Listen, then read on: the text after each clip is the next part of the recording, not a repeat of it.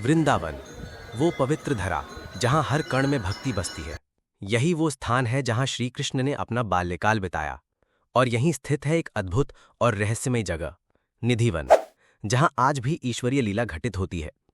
वृंदावन के निधिवन के पेड़ खास तरह के तुलसी के पेड़ होते हैं, जो साल भर हरे भरे रहते हैं और सूखते नहीं हैं। इसका कारण ये है कि इन पेड़ों की छाल खोखली होती है और जमीन भी शुष्क होती है। बावजूद इसके पेड़ों की पत्तियां हमेशा हरी भरी रहती हैं। निधिवन साधारण वन नहीं है। यहाँ के वृक्ष लंबे और सीधे नहीं, बल्कि छोटे, खोखले और आपस में लिपटे हुए हैं, मानो एक दूसरे को आलिंगन कर रहे हों।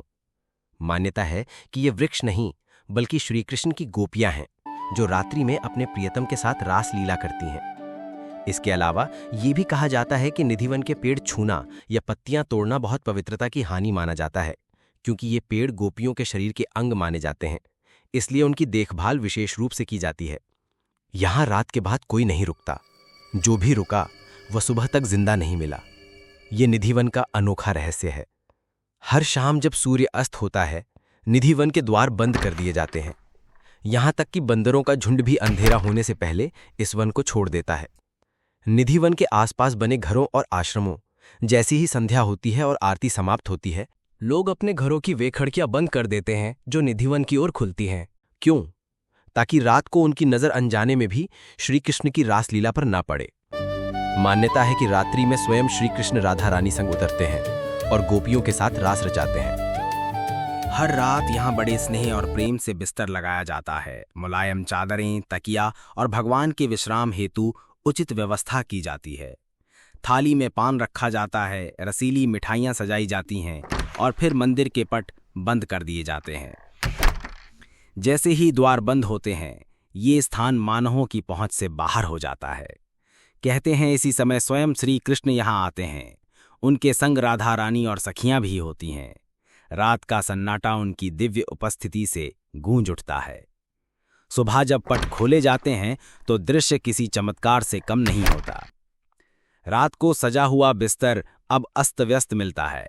चादरों पर सोने के चिन्ह होते हैं, तकिए दबे हुए नजर आते हैं। थाली में रखा पान और मिठाई पूरी तरह से गायब हो चुके होते हैं। ये सब किसने किया? यही है रंग महल का रहस्य। स्थानीय बुजुर्ग कहते हैं, यहाँ रोज यही होता है बेटा। मिठाई कोई इंसान नहीं खाता, ये स्वयं बाके बिहारी का प्रसाद होता है। यहाँ सेवा करने वाला हर पुजारी जानता है कि रात में स्वयं ठाकुर जी विश्राम करते हैं। कहा जाता है जिसने भी यहाँ रात्रि बिताने का साहस किया, वो या तो मृत पाया गया या उसकी मानसिक स्थिति बिगड़ गई। आज तक कोई जीवित रहकर इस रहस्य को उजागर नहीं कर पाया। हमने अपने पूर्वजों से सुना है, जो भी यहाँ रुकता है उसका अंत भयावह होता है। ये कृष्ण लीला का अद्भुत रहस्य है। निधिवन की परंपरा सदियों पुरानी है। संत स्वामी हरिदास जी को यहीं राधा कृष्ण का दिव्य दर्शन हुआ था। तभी से ये स्थान विश्व भर के श्रद्धालुओं के लिए भक्ति और आस्था का केंद्र बन गया। साइंटिस्ट कहते हैं कि यहाँ के वृक्षों का आकार मिट्टी और वातावरण की वजह से है, मगर भक्त मानते हैं ये वृक्ष ही गोपियां हैं। तर्क और आस्था के बीच निधिवन आज भी एक अनसुलझा रहस्य है। निधिवन केवल एक स्थान नहीं, ये एक जीवंत रहस्य है, एक ऐसा चमत्कार जो हर रात घटित होता है।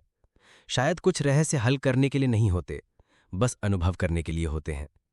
वृंदावन की हर बयार में प्रेम बसा है और कृष्ण की रासलीला आज भी अनंत है। कुछ रहस्य पवित्र होते हैं, निधिवन उन्हीं में से एक है।